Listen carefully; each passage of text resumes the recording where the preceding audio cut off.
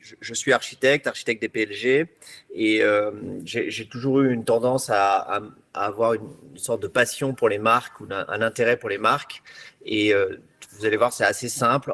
Il y a 20 ans, quand je sors de l'école et que je fonde mon studio, s'occuper des marques, c'était faire du graphic design, parce que la vision des marques, c'était la figure héraldique du logotype, quoi. Et parler d'une marque, c'était d'abord parler de son identité pure, son logotype.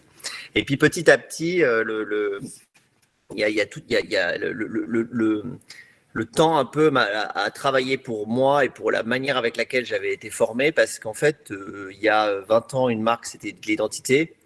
Et aujourd'hui, une marque, c'est une impression et c'est un ressenti très fort.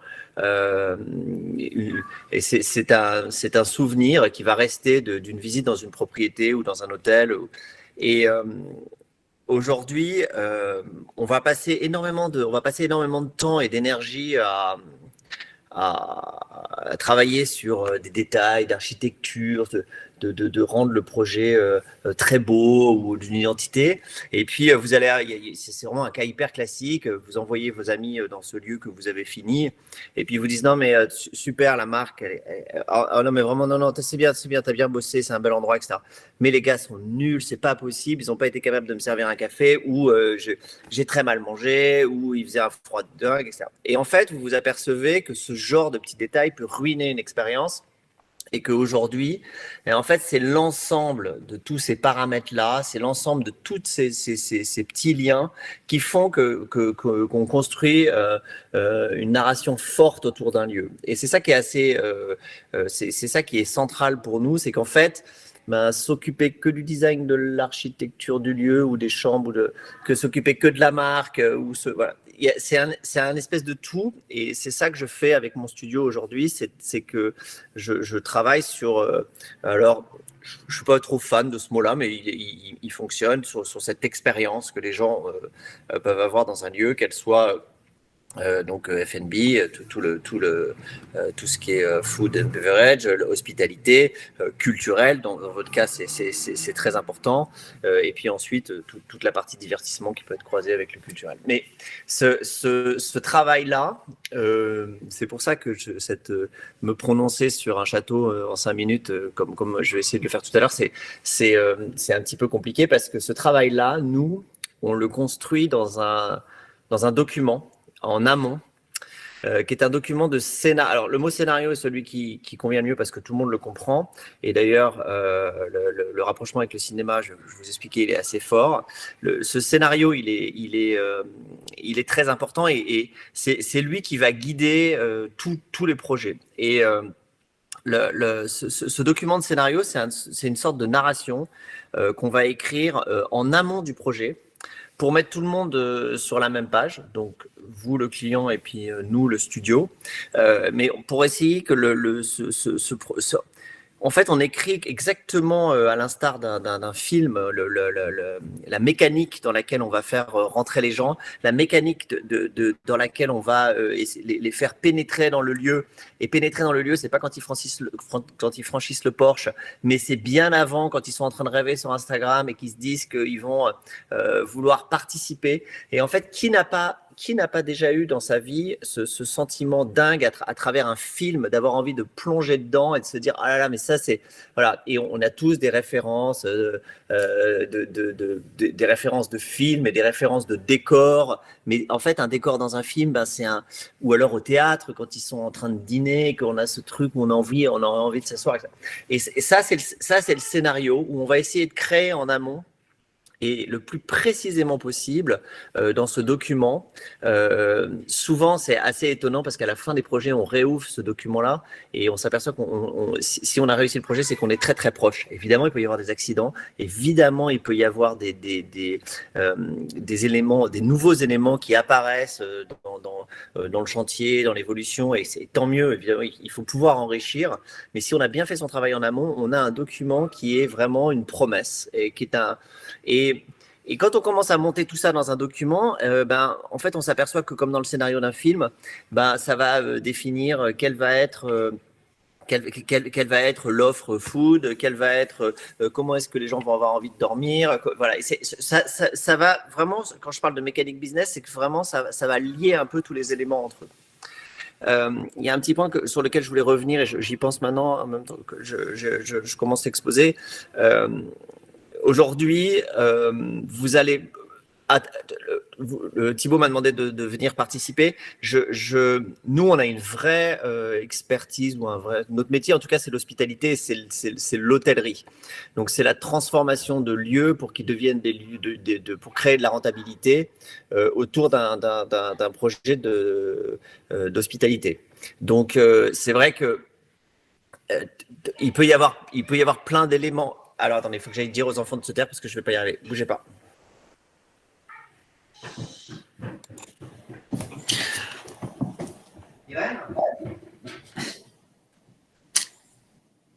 Il n'y a pas de miracle, hein, les enfants, c'est toujours pareil.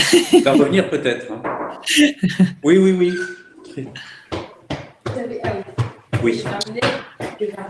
n'y a pas de... Je vous prie. Merci. Pardon, je vous prie de bien vouloir m'excuser. Et donc la réponse, en tout cas, notre travers à nous, c'est qu'on est tout le temps en train on a une imagination qui est vraiment liée à l'hospitalité. Donc, sur la partie marque, je peux évidemment développer autour de vos châteaux et de vos projets. Ça c'est du branding pur, mais c'est vrai que dans la rentabilité des projets que nous avons abordés, il y a cette dimension très importante d'hospitalité et d'économie entre combien on investit pour combien on va gagner. Donc, ça, je pourrais éventuellement vous donner quelques chiffres assez rapides là-dessus à la fin. Alors, j'ai préparé un document, j'ai un document qui présente mon studio et je vais le partager. Alors, il montre, en fait, c'est des petits cahiers. C'est parti. Je vous retrouve là. Partager. Présenter maintenant l'intégralité de votre écran. Autoriser.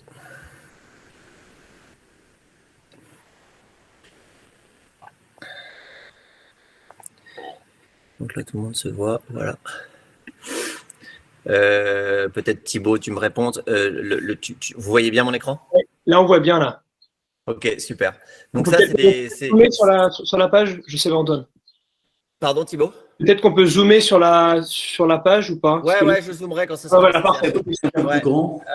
Donc vous avez, il y a des petits cahiers au studio comme ça qu'on élabore, qui sont des petits cahiers métiers. Donc voilà, j'ai isolé le cahier sur l'hospitalité. Aujourd'hui, il y en a qui sont plus liés à la gastronomie, enfin à la food.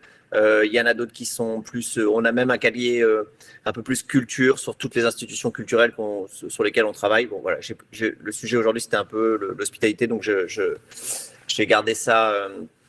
J'ai pris ce cahier-là pour pas prendre trop de temps. Donc, je viens de vous expliquer qui on était et comment on travaillait. On a deux studios, un studio à Paris et un studio que donc on a monté il y a 20 ans avec mes deux associés, et un studio à New York qu'on a monté il y a 10 ans et qui fait à peu près, on fait les mêmes métiers avec des clients américains aux US, avec évidemment cette forte connotation française, ou en tout cas ce qu'ils recherchent, mais c'est vraiment les mêmes métiers. L'hôtellerie a commencé réellement pour nous à New York au Nomad Hotel, donc c'est vraiment les États-Unis qui ont lancé le projet. Ces deux premières slides, juste pour vous présenter le studio, mais parce que je pense que ça compte dans notre manière de fonctionner. On a des projets parallèles au studio qui sont des projets c'est vraiment des petits side projects comme ça, qui sont des éditions. Donc si vous allez voir, ça s'appelle Portrait de ville et vous verrez sur notre site. Maintenant, il y en a pas mal. Il y a une quarantaine de livres qui sont des cartes blanches. Un artiste, une ville. En vrai, c'est pas important, mais quand vous êtes dans notre rôle à nous de conseiller, en fait, c'est vraiment un job de conseil ce qu'on fait finalement. C'est assez intéressant de parfois se frotter à la vraie vie du vrai entrepreneur qui doit vendre un livre par un livre en faisant des foires et des choses et faire du wholesale. Et donc, c'est intéressant. Pour nous, c'est une sorte aussi un peu de laboratoire. Et quand vous donnez beaucoup de conseils, ben vous balayez un peu devant votre porte quand vous le faites pour vous, parce que vous vous apercevez qu'il faut être assez humble pour pouvoir donner des conseils. Voilà, et on a une autre activité qui est très liée à la charte graphique du bureau, avec ce fameux sac en papier qui a été vendu dans le monde entier maintenant, parce que il a été découvert au moment où on a lancé un shop à Paris qui s'appelle Merci. Et ensuite, toutes les amenities que vous voyez là, qui sont souvent on a travaillé toute une ligne d'amenities. Avec le label EcoCert, on a travaillé toute une ligne que souvent on met dans les hôtels qu'on développe. Voilà. Pour ceux qui sont allés au Barn, ce sont ceux du Barn. On va présenter le Barn. Alors j'ai commencé par les sources de Cheverny. Donc les sources de Cheverny, c'est un château qui n'a pas un grand intérêt du tout par rapport à tous vos châteaux extraordinaires. Celui de Cheverny n'avait plus aucun intérêt. Il avait malheureusement été très abîmé par les propriétaires successifs. Et donc là, on est dans la famille qui avait développé les hôtels l'hôtel Caudalie à Bordeaux, hein, autour de cette histoire de vinothérapie. Et les deux sœurs, donc une sœur à l'hôtellerie et une sœur à la partie cosmétique. Et Alice Tourbier et son mari Jérôme avaient l'hôtellerie, géraient l'hôtellerie. Et autour de cette idée de hôtels dans des vignobles, ont ouvert dans les Val-de-Loire les sources de Cheverny, à, je sais pas, 10 minutes, 5 minutes du village de Cheverny. Autour de ce château, on a construit des maisons que vous voyez en partie là, et qui ont été donc un petit village, un hameau autour de ce château, très contemporain. Et on a un mix entre l'utilisation du château qui a été rénové.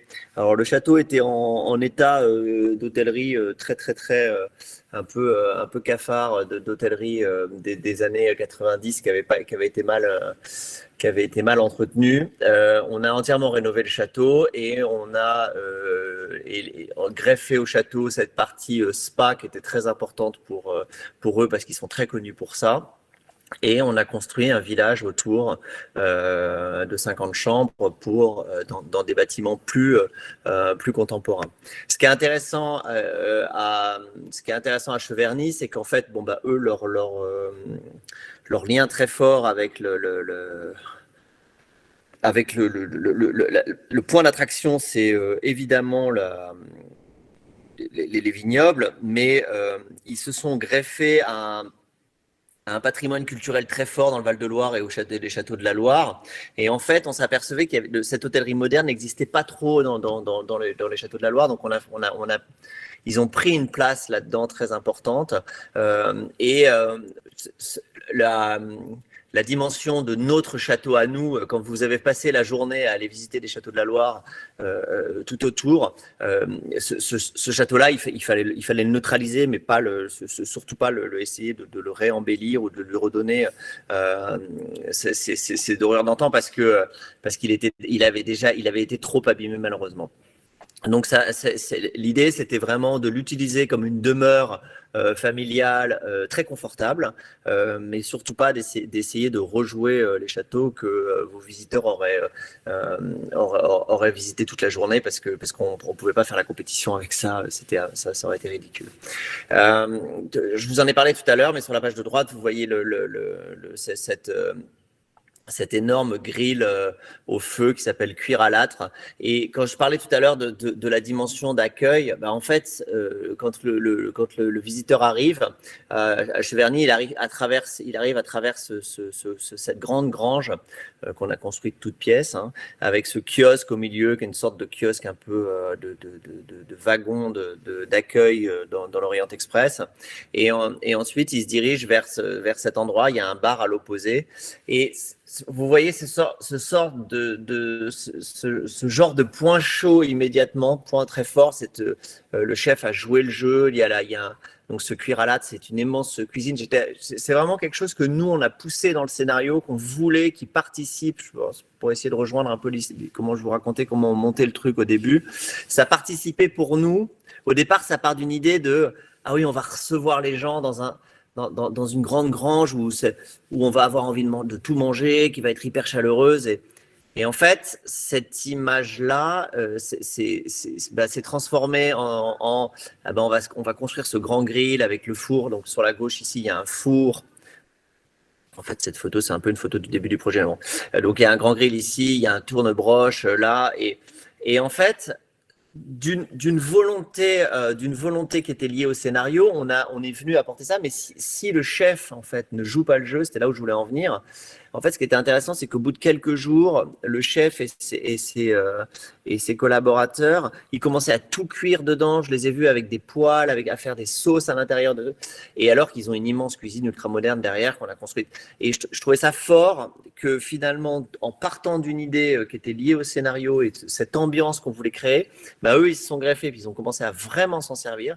Et en fait, quand on s'en sert, c'est vraiment, on évite le côté un peu marketeux du truc où on se dit, en fait, il y a une grande cheminée, mais elle peut rien cuire parce que ça marche pas. Donc voilà, faut pas se tromper entre un élément comme ça peut faire un bit complet, sauf si, effectivement, c'est réellement utilisé. Voilà, si on est dans le cadre d'une histoire vraie. Ce château, le château du Breuil, on l'a et tout le hameau autour, on l'a entièrement meublé avec une partie contemporaine qui va être plutôt une partie de ce qu'on dessinait, qui étaient tous les aménagements d'hôtellerie qu'on dessinait, et une partie ancienne de mobilier qu'on est allé acheter. Et donc ça, c'est une partie très importante de notre travail qui est, une fois que vous avez fait votre scénario, comment est-ce que vous arrivez à le retranscrire à travers les objets, à travers les matériaux. Comment est-ce que vous allez faire transpirer cette histoire qui est beaucoup plus facile à mettre à l'intérieur d'un document de scénario et qui est beaucoup plus difficile à gérer. Et pour faire ça, nous, on chine dans tous les grands déballages français, donc Chartres, Le Mans, et ensuite les déballages du Sud qui sont un peu moins fréquents, Avignon, Béziers, Montpellier. On source, donc en fait on a des listings de ce qu'on cherche et vous verrez si vous allez à Cheverny qu'on a remeublé tout le château avec du mobilier donc pas très riche d'ailleurs, plutôt 19e, pas très intéressant, mais qui était à peu près juste par rapport au château et sans que ça fasse fort à la brocante, avec évidemment des éléments contemporains quand vous rentrez dans les chambres, tout ce qui est dressing, etc. Donc un espèce de mix entre du contemporain et de l'ancien. Mais les gens qui rentrent là-dedans aujourd'hui, et ça c'est vraiment une caractéristique pour moi très importante, quand vous avez des gens qui viennent et qui disent en fait c'était là depuis toujours ce truc, vous l'avez pas touché, et ça c'est vraiment la réussite parce que c'est souvent on a un peu l'impression qu'on débarque dans les projets et puis on sent bien la patte qui a débarqué dans le projet, c'est assez ça c'est assez gênant.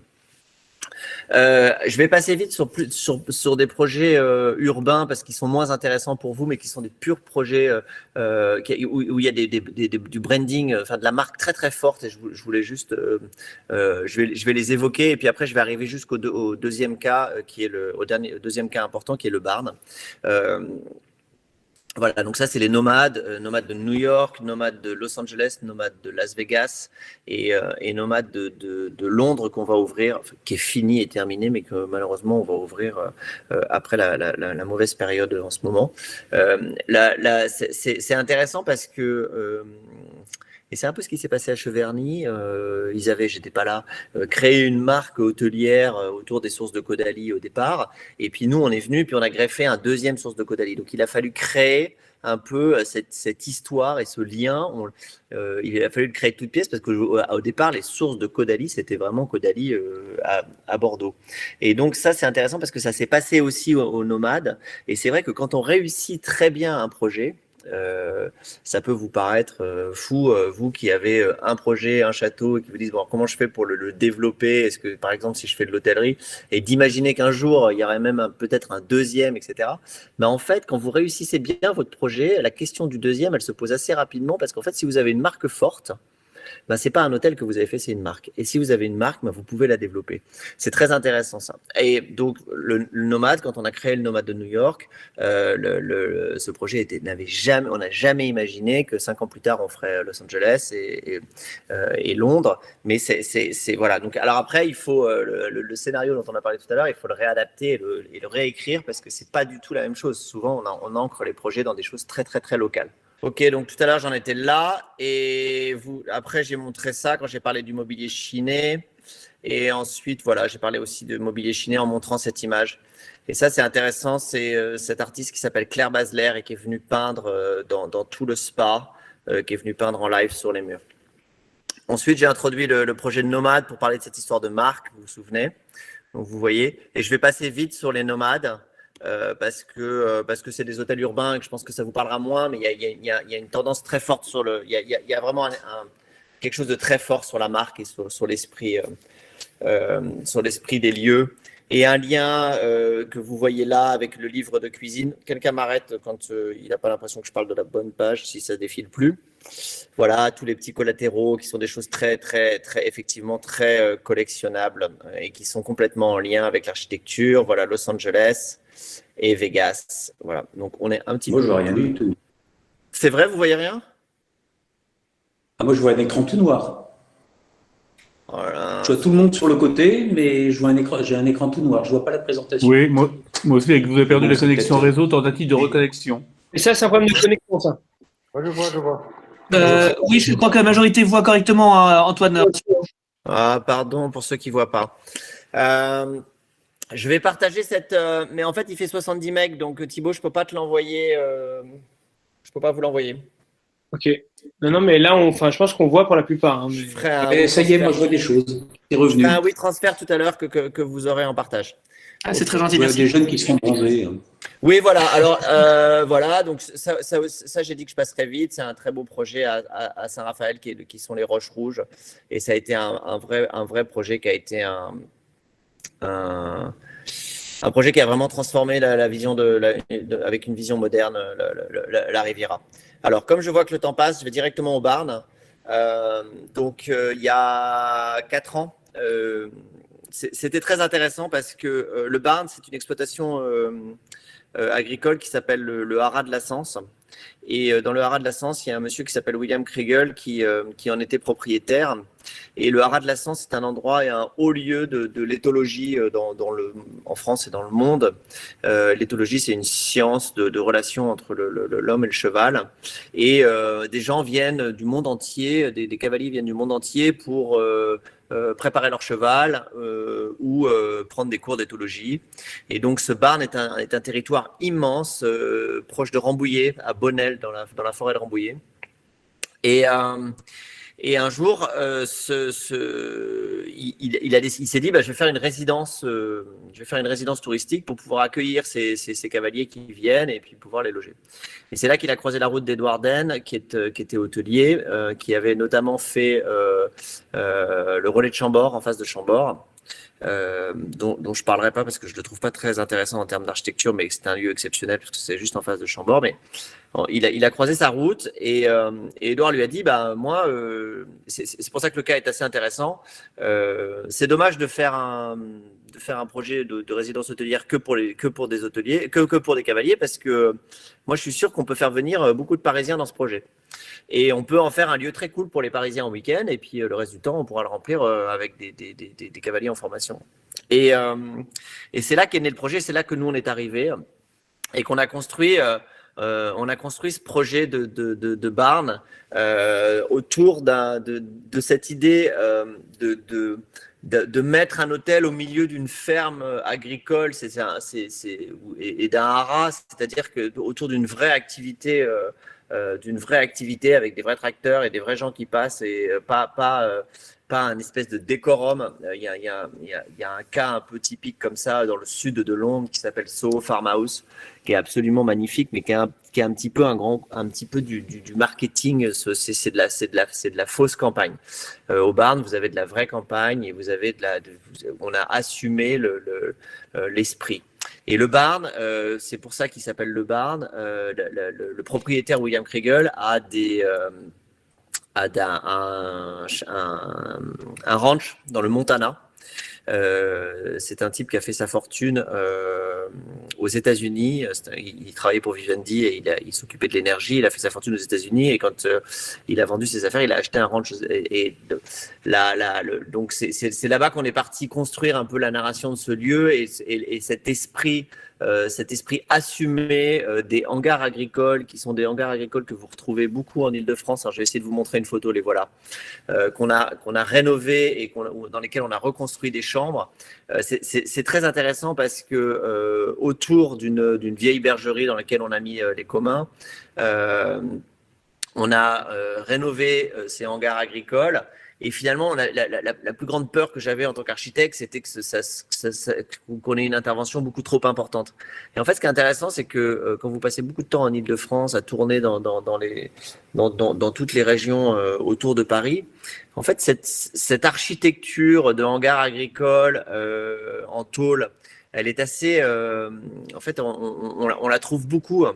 Et donc, c'était intéressant de venir et de construire pas cher et de pouvoir assumer la fonction, une fonction hôtelière à l'intérieur d'une esthétique agricole des grandes fermes françaises où vous retrouvez ce genre de grands hangars.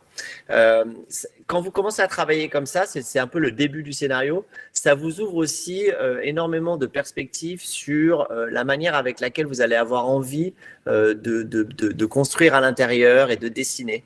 Et à l'intérieur, on a volontairement assumé une architecture assez pauvre en termes de matériaux, mais très chaleureuse. Et je le sais pour avoir passé 2 hivers, 2 années, 2 hivers sur le chantier, les pieds dans les bottes, à Rambouillet, il fait que pleuvoir. Et donc, il fallait vraiment des chambres chaleureuses et chaudes. Et c'est vraiment intéressant parce qu'on est parti.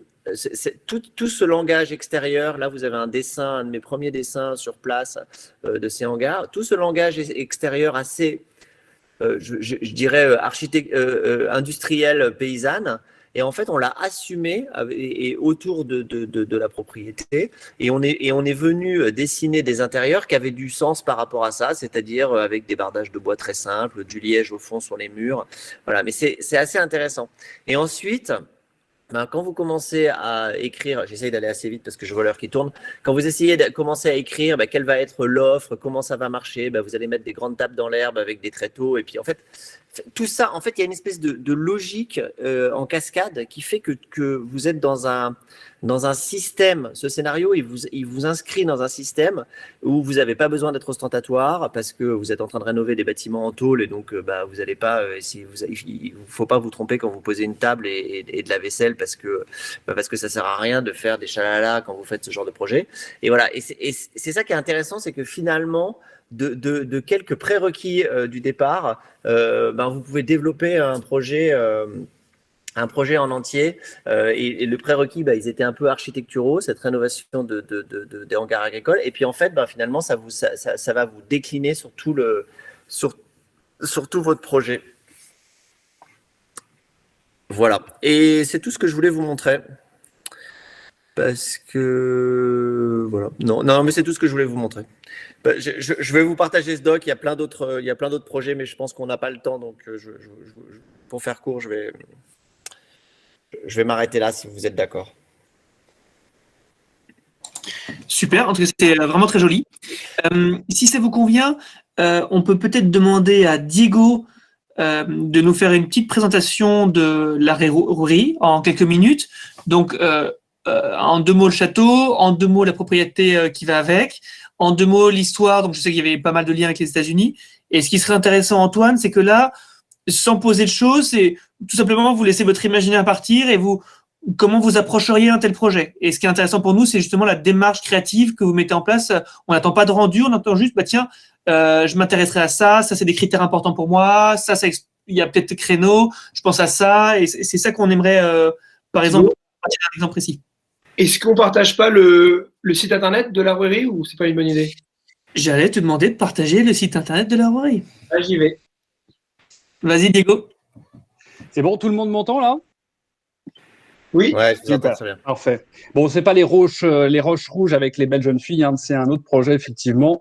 Nous, alors voilà, on est vraiment, pour vous situer, on est au sud du Mont-Saint-Michel, donc à Ouais, peu j'ai près regardé ça. à voilà 20 minutes du Mont-Saint-Michel. Nous, on a repris la propriété de mes parents en 2014 avec mon frère Malo. Donc, en gros, donc depuis 8 ans maintenant, ouais, quasiment 8 ans, je crois, on est sur place et on développe des activités touristiques. On a commencé par développer des activités touristiques parce que le château en lui-même n'a rien d'exceptionnel, mais c'est vraiment une demeure 18e classique. C'est simplement qu'on a beaucoup d'espace. Et donc, on a décidé de mettre en place un parc à moutons, en fait. Donc, ça a commencé par un parc à moutons avec à peu près une dizaine de races de moutons à travers le monde. Et comment dirais-je, et puis des visites du lieu, c'est-à-dire des visites culturelles, parce que vraiment, c'est un lieu historique. Donc voilà, ça a été ces deux choses. On a commencé par ça. Et comment dire, et on a aussi, comment dire, alors au début, ça a été un petit peu folklore parce que les moutons n'arrêtaient pas de s'échapper, donc c'était un peu compliqué à gérer. Donc on a drastiquement baissé le cheptel de moutons et on est arrivé à peu près à une cinquantaine de moutons.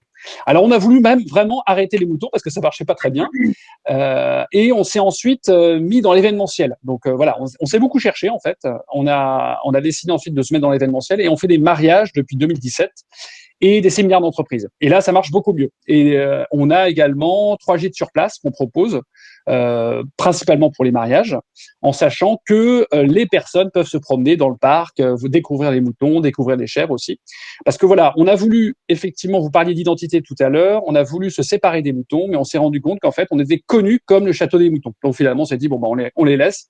Et ça fait une activité en plus pour les enfants, les familles, etc. Donc voilà, pour la partie, alors ça c'est la partie un peu commerciale agricole. En fait, on a 2 étiquettes. On a la partie culturelle qui est plus historique avec l'histoire du marquis de la Rouërie et la partie aussi agricole que fait mon frère. Donc vous voyez, on a beaucoup d'activités diverses qui lui s'occupe vraiment de la partie élevage de moutons la partie. Alors il veut faire aussi des produits locaux, donc il veut se lancer là-dedans l'année prochaine en proposant du cidre local et du miel. Donc voilà. Pour la partie plutôt culturelle, qui est quand même très intéressante, on a essayé effectivement d'attirer les clients avec cette histoire-là, mais je pense qu'on s'y est mal pris parce qu'on n'a peut-être pas été conseillé comme il fallait. La partie historique, c'est-à-dire qu'en fait déjà on est entre Normandie et Bretagne, donc ça c'est quand même assez marrant.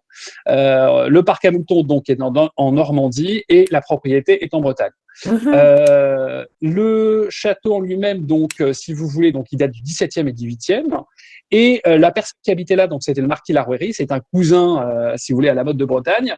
Lui, au cours du 18e siècle, il a fait la guerre d'indépendance américaine. Il a été le grand ami de Lafayette et également le grand ami du premier président américain, George Washington, avec lequel ils ont beaucoup correspondu. Enfin, ils ont fait une grande correspondance épistolaire. Et également, il a été en contact avec les 3 premiers présidents américains, Thomas Jefferson et John Quincy Adams également. Donc voilà, il y a vraiment ce côté américain qui est très intéressant. Il a participé à plusieurs batailles et ensuite il est rentré après la guerre d'indépendance américaine dans son château où il a planté plusieurs tulipiers que George Washington lui avait offert, dont notamment un tulipier de Virginie qui est resté encore bien vivant, qui date de 1784. Donc on a pas mal de clients américains, enfin pas beaucoup, mais qui viennent quand même voir un peu le site grâce à ça. Et la deuxième partie du marquis qui est intéressante, c'est le côté chouan, c'est-à-dire qu'en fait, il a créé la chouannerie bretonne à l'intérieur de la propriété. Donc, ça a été un repère pendant, allez, on va dire un an et demi de chouan. Donc, il y a eu un quartier général où il y a eu pas mal d'armes qui ont circulé. Les écuries du château ont servi de quartier général, en fait, pendant environ un an, où il a regroupé tous les gentilshommes de Bretagne et même autour de la Normandie pour faire en sorte de créer toute une armée royaliste pour lutter contre les révolutionnaires. Donc voilà, ça a été intéressant parce que pendant plusieurs mois, il a essayé de mettre en place toute cette espèce d'armée pour avoir comme but de prendre Paris. Donc, il était vraiment très ambitieux. Il voulait prendre Paris par le flanc ouest avec l'armée des Conjurés qui était à l'époque à l'est. Et il y a eu la bataille de Valmy, entre-temps, en septembre 1792. Et donc, en fait, tous ces projets de contre-révolution, d'armée royaliste se sont vus effondrer. Et il n'a pas réussi, malheureusement, à mettre en place toute cette armée. Et donc, il est mort assez jeune, à l'âge de 42 ans, en 1793. Et pour la petite histoire assez tragique, il est mort, on l'a enterré. Ensuite, il a été, trouvé. Les républicains l'ont trouvé malheureusement et ils lui ont tranché la tête pour être sûr qu'il soit mort dans les règles républicaines. Donc voilà, c'est une histoire assez tragique, mais toujours est-il qu'il y a ce côté amitié franco-américaine sur lequel on insiste un peu plus, parce que le côté chouan malheureusement est un peu tragique, et le côté amitié franco-américaine, c'est le fait aussi que lors de la Seconde Guerre mondiale, il y a des Américains qui y sont venus, ça a été la première place en Bretagne à être libérée, et que des officiers se sont présentés à l'époque à mes arrière-grands-parents qui lui ont demandé si c'était bien ici le château de ce colonel qui les avait libérés au XVIIIe siècle. Donc c'était intéressant de voir qu'il y avait ce lien historique entre Américains et Français. Donc voilà, j'ai été très bref. Il y a beaucoup d'éléments et comment dire. Donc voilà, on est effectivement dans une identité où on fait à la fois le côté vraiment réception maintenant, on se polarise sur le côté réceptif, mariage, événementiel et hébergement, mais ça nous trotte dans la tête. On aimerait bien quand même mettre en valeur aussi ce côté culturel du Marquis qui est quand même assez intéressant, sur lequel on fait quand même, pour les Journées du patrimoine, on organise toujours des grands événements autour de ça.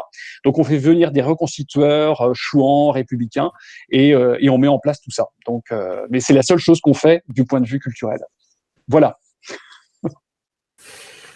C'est pas facile de se prononcer après ça. C'est vrai que quel serait mon rôle dans un projet comme celui-là si je débarquais, ce serait un rôle pour essayer de trouver des sources de revenus en fait. Et donc il y a une première, il y a pour moi un premier silo qui va être celui de la consistance de marque et d'essayer de regrouper un peu toutes ces histoires pour que il y ait une véritable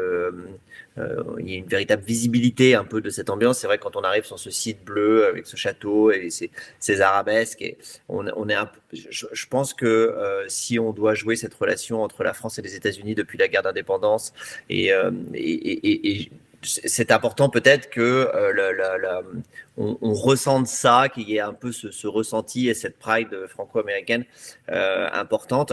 Donc ça, je pense que déjà en termes d'identité visuelle, j'irais dans un univers comme ça qui revendiquerait sûrement un peu plus cet esprit-là autour du château. Vous disiez que c'est un château du 18e qui n'a pas non plus un intérêt fabuleux.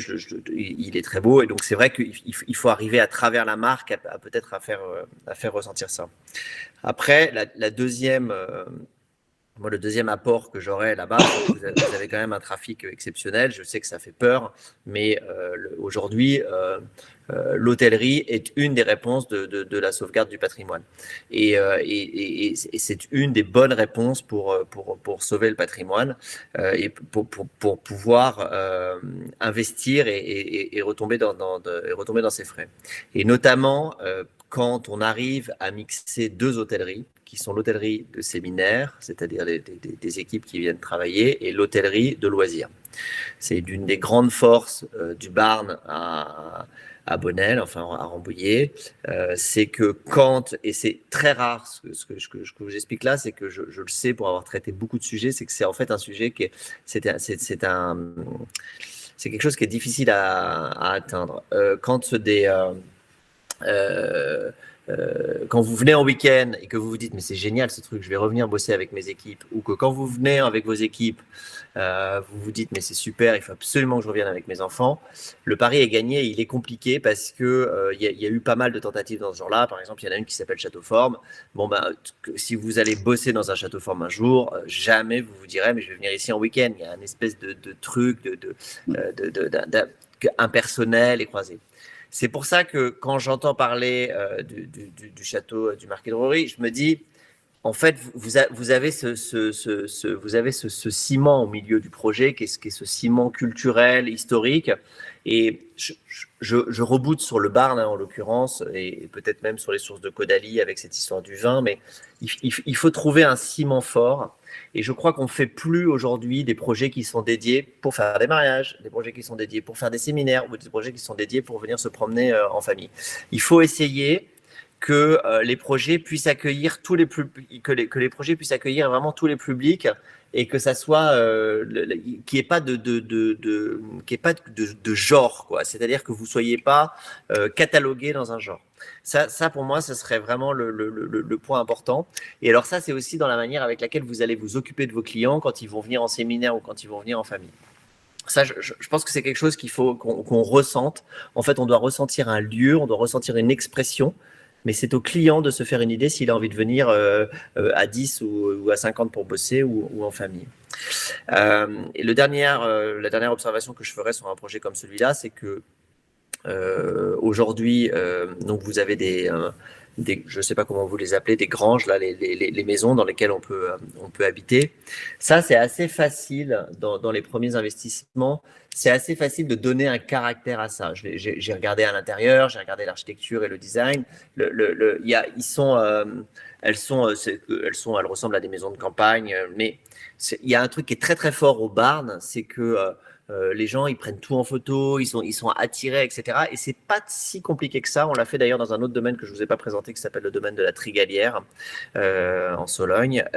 Et c'est pas si compliqué que ça que de donner un caractère, une petite âme à ces lieux, très liés à la marque évidemment. Donc là, ça va être aux différentes, à ce lien franco-américain et à la guerre d'indépendance. Mais je pense que c'est vraiment important d'arriver.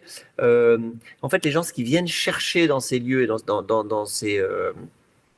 ces endroits où ils viendront dormir, ils vont venir chercher quelque chose qui est pas comme chez eux, donc ils vont avoir besoin un peu de ce twist architectural sans que ça soit du design, surtout pas au secours.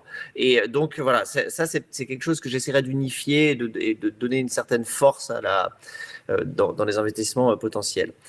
Et le dernier point, donc j'avais dit que c'était le dernier, mais c'était pas le dernier, c'était l'avant-dernier. Le dernier, c'est que construire aujourd'hui dans ce genre d'endroit, c'est possible. On peut construire les barns que j'ai montrés à Bonnel en sont la preuve. On peut construire simplement des bâtiments qui ont du caractère sans essayer de se rapprocher d'une construction semi-historique, une espèce de cliché qui serait un peu un MeToo voilà, faut pas essayer d'aller là-dedans. Il y a peut-être une ferme quelque part ou voilà. Et en fait, ce genre de construction, ce sont des constructions assez pauvres, pas chères à construire, où on peut rajouter. Et alors en fait, ça c'est des histoires de ratio, mais je sais pas combien vous avez de chambres aujourd'hui. Je regarderai ce genre de ratio. Mais aujourd'hui, en construisant 30 chambres dans un lieu comme celui-là, mais en fait, l'économie, elle est complètement bouleversée et les rentabilités aussi. Donc c'est ça qui peut être intéressant. Faut ouvrir voilà. Et je sais que que ça soit Cheverny ou que ça soit le Barn, ils ont travaillé sans fonds qu'avec des banques. Donc c'est vraiment, on n'est pas dans des investissements démesurés. Voilà. Évidemment, j'ai un peu gradué les interventions de la plus simple à des interventions plus lourdes. Mais voilà, je sais pas si c'est à ce moment-là que j'échange des chiffres que j'ai là, mais grosso modo, pour construire un barn, ils essayent d'acheter la propriété. Donc vous, en l'occurrence, j'ai rassemblé juste les chiffres vite fait pour que vous les ayez en tête. Ils essayent d'acheter la propriété, donc vous l'avez déjà.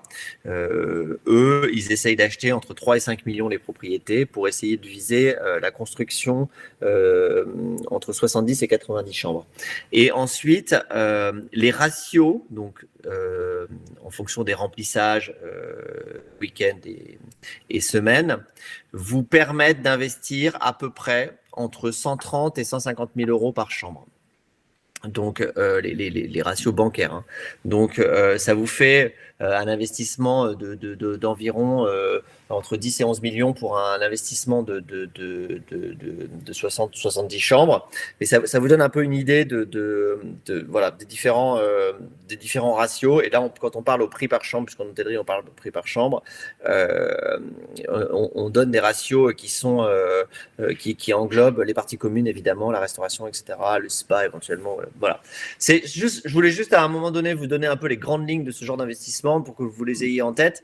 Mais c'est on peut avoir en one-to-one ces discussions. Et d'ailleurs, mes compétences s'arrêtent à peu près là, parce qu'après, nous, ce qui nous intéresse dans ces chiffres-là, c'est pour savoir si on va être capable, dans le projet qu'on nous amène, c'est pour ça qu'on a à peu près les datas dans les projets qu'on nous amène, de savoir si l'hôtelier va pouvoir aller au bout de son histoire. Voilà. Et donc, je m'étais dit que c'était intéressant de vous partager ces chiffres-là. D'accord. Super, merci. On va passer à la phase des questions et je vais commencer la première parce que j'en ai une sur le bout de la langue. En fait, très souvent, nous, on a l'hébergement assez spontanément. On a nos châteaux, on a aménagé des chambres. Alors, soit c'est format chambre d'hôte, soit c'est format gîte, nanana. Et très souvent, je dis pas que c'est le facteur limitant, mais un outil qui nous manque, c'est l'activité. On voit les châteaux formes, effectivement. Alors, on met des arcs dans un coin, il y a un tennis, machin. Mais est-ce que vous avez une idée ou un exemple qui pour vous est une référence? Parce que ce qui est intéressant avec votre approche, c'est qu'il y a toujours une cohérence globale. C'est ce qu'on disait, et c'est ça qui est le but. Le lieu et une activité qui est en cohérence avec ce lieu. Parce qu'on peut tous avoir un tennis, on peut tous avoir une piscine, on peut tous avoir un ping-pong. Ok, c'est génial, mais ça, entre guillemets, c'est des bouches-trous. Mais très souvent, que font les personnes? Alors, certains font vers des stages autour du yoga, de la permaculture, nanana. Ouais. Voilà, si je dis pas que c'est lambda, c'est-à-dire que c'est vraiment du remplissage avec ce qui est à la mode. Mais est-ce que vous avez des idées de choses qui, soit par rapport à chez Diego, soit en général, de lieux où justement il y a un lieu qui aboutit, entre guillemets, à une activité qui est valorisée? Ouais. C'est une question qu'on se pose à chaque fois. Moi, j'essaye d'y répondre par le côté le plus naturel possible. C'est-à-dire que quand vous avez besoin d'entertainer les gens, déjà, ça devient très compliqué. Quand vous avez 50 personnes qui dorment chez vous ou 50 chambres, c'est-à-dire 100 personnes, donc il faut arriver à trouver un système d'activité naturelle à 80%. Et 20% d'activités déclenchées, ça veut dire ils viennent au desk, ils demandent comment ça se passe et qu'est-ce que je peux faire, etc. En tout cas, faut essayer qu'il y ait un maximum d'activités naturelles, parce que sinon, vous devenez géo et en plus, dans votre cas, vous avez plein d'autres choses à faire. Donc ça, effectivement, c'est le point numéro 1, c'est qu'il faut qu'il y ait ces activités naturelles, que vous les trouviez. Voilà, donc c'est vrai que les parcours dans la forêt, à Caudalie, Bordeaux, il y a un parcours extraordinaire qui a été fait par un paysagiste avec dans la forêt qui jouxte le château de Smith-Olafite et la partie de la maison. C'est extraordinaire. Moi, je l'ai fait en hiver avec mes enfants, donc des fabricants il y a la palombe là-bas, donc des chasseurs ont créé une cabane de palombe extraordinaire. Dans ce parcours, il y a des paysagistes qui ont fait du land art magnifique, mais vraiment très touchant. J'ai trouvé que ça avait beaucoup de... Alors, je ne l'ai pas visité avec 40 personnes devant ni 40 derrière, mais j'étais un peu tout seul. Mais je trouve que voilà, il y avait... Et finalement, on m'a dit, il y a ce parcours magnifique à faire. D'ailleurs, en l'occurrence, il y avait du vent. Il doutait un peu si on pouvait le faire. Il nous a dit, bon, allez-y. Et voilà, j'aime je pense qu'il faut essayer quand même de trouver des activités. Voilà. Les gens, plus on les assiste, plus ils attendent. Après, il y a un truc qu'on adore faire, c'est bouffer. Donc ça, c'est vrai que il faut arriver. Ça peut être une source de revenus vraiment importante, mais d'arriver à trouver son système de restauration qui est en lien avec votre parc et avec comment les gens vont naviguer dedans. Mais c'est vrai qu'un jour, vous appelez un gars du village d'à côté avec son camion à pizza et vous le mettez au milieu de votre endroit, vous aurez bloqué 2-3 heures de tout le monde, enfin en tout cas un petit peu parsemé, mais le midi 30, 14h30, 15h, là il y aura encore une activité. Voilà, donc faut pas se tromper avec ces petits choix, parce que ce sont des éléments importants, et dans les activités, il y a le moment où on mange. Tout à l'heure, vous avez évoqué la permaculture, vous avez évoqué les activités à l'intérieur du château.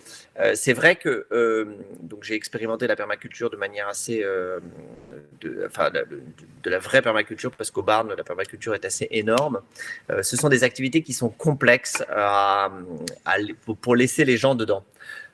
Donc, créer un parcours dedans, les laisser déambuler et les laisser se promener dans le potager, piquer 3 fraises, ça marche. Mais en vrai, une activité de potager, elle doit être pilotée par un jardinier qui est souvent un gars qui n'a pas du tout envie qu'on vienne l'ennuyer avec 40 enfants. Donc, c'est pas très facile. Les vergers, toutes ces parties-là, on est aussi en train de le faire d'ailleurs. Voilà, le ramassage des pommes ou ces choses-là, ça peut être très intéressant. Ensuite, dans le nouveau projet qu'on est en train de faire en baie de Somme, là, on va laisser des ateliers de libre et on va inviter le potier. Donc, on va faire un peu des activités. Il y a énormément de peinture en baie de Somme et des artistes comme Boudin, Jeanne Boudin, magnifique, etc. Et donc, on va faire des ateliers, donc un atelier de poterie, un atelier de peinture et puis un atelier éventuellement de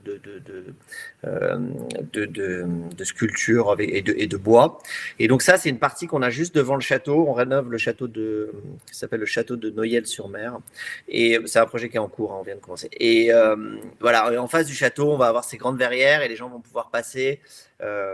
Et ça, j'avais trouvé, je pense que ça va être intéressant parce que ce sont des ateliers qui vont être un peu multi-usages et dans lesquels on va pouvoir inviter quelqu'un qui va venir s'en occuper. Et la dernière chose que j'avais adoré, c'était à l'abbaye des Vaux, non, pas l'abbaye des Vaux de Cernay, mince, un très grand prieuré. Ça va me revenir. Je raconte l'histoire, après ça va me revenir. Mince. On s'est retrouvés, on s'est baladé dans le château et il y avait une grande salle avec une immense table. Et cette table était recouverte de la plaque Lego là. Et il y avait des grandes boîtes comme ça qui étaient sous la table comme des tiroirs avec des Legos. C'était très joli parce qu'ils étaient monochromatiques, c'était tout blanc. Et en fait, les enfants venaient et jouaient au Lego et construisaient des tours, etc. Et en fait, c'était à hauteur d'homme. C'est souvent intéressant quand on fait jouer les enfants à hauteur sur des tables. C'est pour ça que d'ailleurs les ateliers, ça marche bien sur les tables. Et autour de cette grande table, on pouvait venir. Et c'était extraordinaire parce que c'était dans une des pièces du château. C'était juste des Legos, une table et ce revêtement, les plaques Lego collées. Et donc ça juste invite à commencer à empiler. J'avais trouvé ça très malin. Les enfants étaient restés bloqués là-dedans pendant plus de 3 heures. Je trouvais que ça avait, pour pas cher, une vertu assez intéressante. Il faudrait que je vous retrouve le dessin. J'ai les photos d'ailleurs. Je pourrais partager les photos de cette table. Voilà. Et c'était où? C'est un projet qui a été fait. C'est une abbaye. Il y a un restaurant. Je retrouverai. Fontevraud peut-être? Fontevraud, exactement. Magnifique. Bien joué. Bravo. L'abbaye de Fontevraud. Après, le resto gastronomique et tout ça, un peu trop guindé, c'est pas trop mon truc, mais ouais.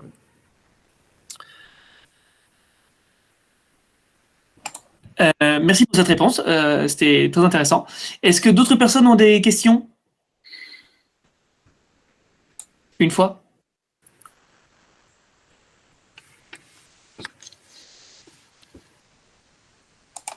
Deux fois? Non, moi je suis un petit peu étonnée par la recommandation des 30 chambres. C'est personnellement quelque chose auquel je ne crois plus pas. Donc, en matière de tourisme, et donc ce sont des investissements qui sont très lourds. Or, on constate de plus en plus que les gens n'ont pas envie d'aller là où il y a beaucoup de chambres, où il y a une grosse capacité hôtelière. Donc, je sais pas, est-ce que c'est juste un ressenti que j'ai, puis quelques petites études comme ça, ou est-ce que vous avez vraiment l'impression qu'il faut avoir cette capacité hôtelière importante? Est-ce que c'est un investissement intéressant? Est-ce que Ouais, votre question, elle est, je comprends je comprends le stress de ce genre d'investissement. Alors, moi, je suis pas hôtelier, mais je ne parle qu'à des hôteliers qui foncent dans ce genre d'investissement sans crainte. Alors, il y a quelques points quand même là-dedans. Pour moi, la construction, elle est assez intéressante parce qu'elle Le problème de l'hôtellerie dans les châteaux, c'est que ça dénature, si vous voulez faire de la vraie hôtellerie, c'est-à-dire que vous n'entendez pas les gens d'un étage sur l'autre, que vous ne retrouvez pas avec des salles de bain qui font des ergots affreux dans des pièces qui perdent un peu leur intégrité initiale. La restauration est extrêmement coûteuse à l'intérieur des châteaux. Donc, c'était plutôt ça mon point tout à l'heure sur la construction, c'est que si le projet de construire de l'hébergement a un sens et que économiquement vous y voyez un intérêt, à ce moment-là, je trouve que c'est plus intéressant d'aller construire à côté un bâtiment de manière assez simple qui serait une sorte d'extrapolation d'un bâtiment agricole rénové. Enfin, vous voyez quelque chose de très simple dans un langage un peu pauvre. Ça choque plus esthétiquement. Ça peut être caché, ça peut être à 5 minutes à pied du château, mais je trouve ça plus intéressant en termes d'investissement que de tenter la rénovation à l'intérieur du château, qui est souvent un peu complexe en termes de pure hôtellerie. Ensuite, pour répondre à votre question, avant le Covid, le Barn, mais c'est un carton ultime, c'est-à-dire que la proximité de la ville, c'est des taux de remplissage qu'ils n'avaient jamais imaginés. On n'avait même pas le temps de réparer de faire l'entretien des chambres tellement il y avait du monde et que les chambres étaient louées.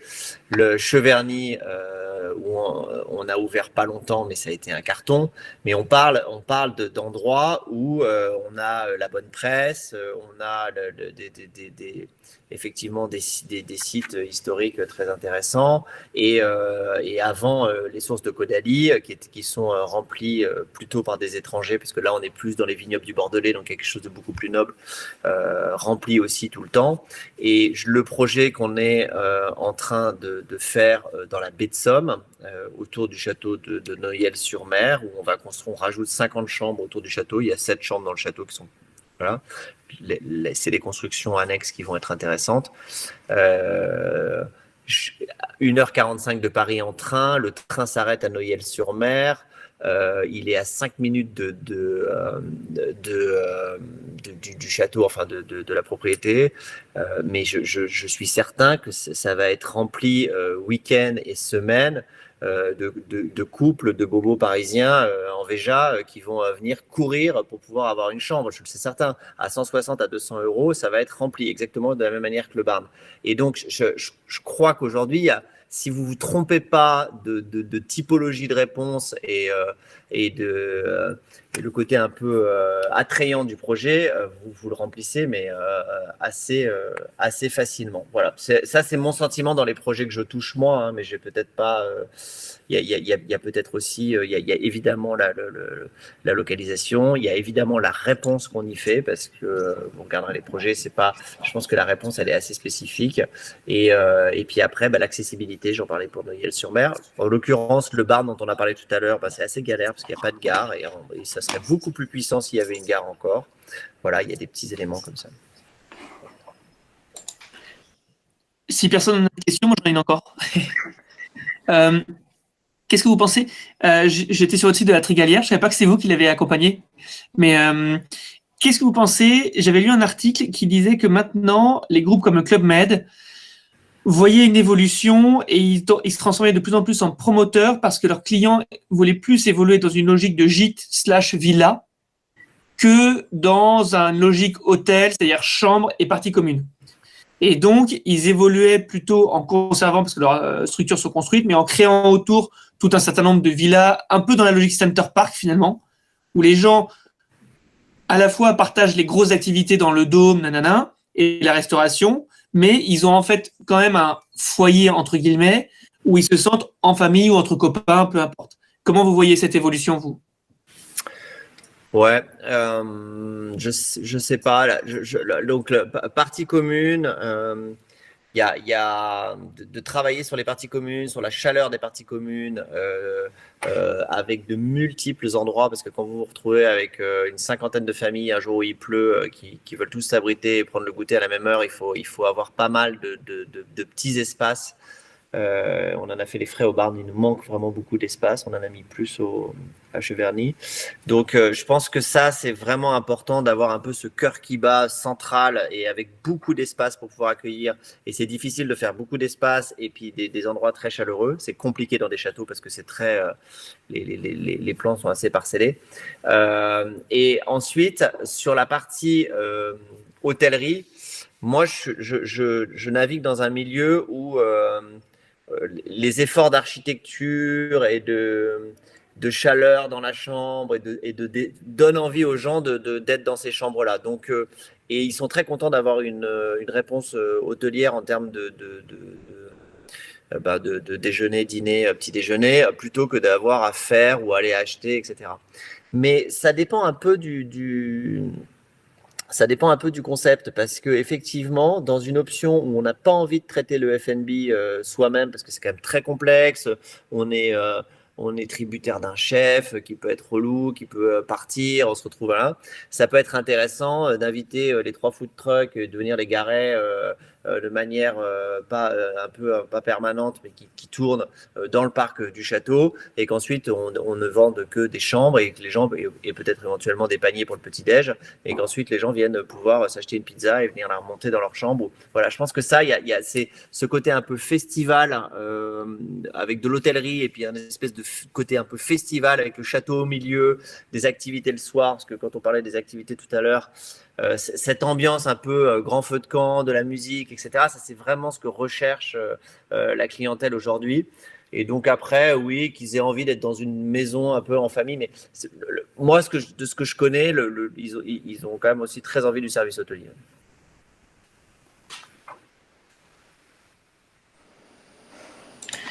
Oui, Marguerite, pardon. Oui, moi j'ai une petite question ici. Je me demandais si dans les exemples que vous nous avez cités, donc notamment là où il y a eu des bâtiments de construits, ça vous est déjà arrivé d'être dans des environnements classés monuments historiques, donc de châteaux qui avaient un périmètre de protection? Ouais, ça nous est déjà arrivé et il faut essayer de se jouer de ces problématiques-là. Et ça ne m'est jamais arrivé qu'on n'arrive pas à trouver une solution pour construire. Mais le périmètre de Cheverny était classé et on a réussi à construire ce hameau moderne autour. En prouvant que le château dans lequel nous on était, le château du Breuil, avait aucun intérêt et que on était assez loin du château, qu'on allait faire un travail paysager, etc. Mais ça, c'est vraiment un travail d'argumentaire avec les monuments historiques. Mais oui, on arrive à se. Ça peut être bloquant, hein, mais on peut arriver à se débrouiller. Ok, merci. Je vous en prie. Oui, finalement, le nombre de chambres est quand même super important parce que c'est ce qui permet d'amener pas mal de monde, de développer du business, etc. Ce qui fait que concrètement, avec nos 5 petites chambres d'hôtes, voilà, c'est un peu juste, quoi. C'est-à-dire que… Ouais, c'est un vrai… Ça, c'est un vrai point bloquant. C'est-à-dire que c'est soit 5 chambres d'hôtes, et on ne peut pas faire mieux, on fait des gîtes autour, etc. Oui. Mais ça n'empêche pas de pouvoir leur donner le caractère dont on a parlé tous ensemble avant, et cette cohérence de marque, ce rayonnement et cette idée de la marque peut tout à fait s'exprimer autour de 5 chambres d'hôtes et des gîtes, par exemple, autour. Mais je vois bien, quand je regarde les chiffres d'opération, que en fait, en dessous de 40, c'est difficile de faire de la vraie hôtellerie. Il ne faut pas essayer de le faire parce que les frais inhérents à l'entretien, à la gestion de la sécurité, etc., enfin, qui sont des frais qui sont liés à l'hôtellerie, mais en fait, quand vous commencez à les payer pour 40 et que vous avez 80 chambres, c'est que du bénéfice, quoi.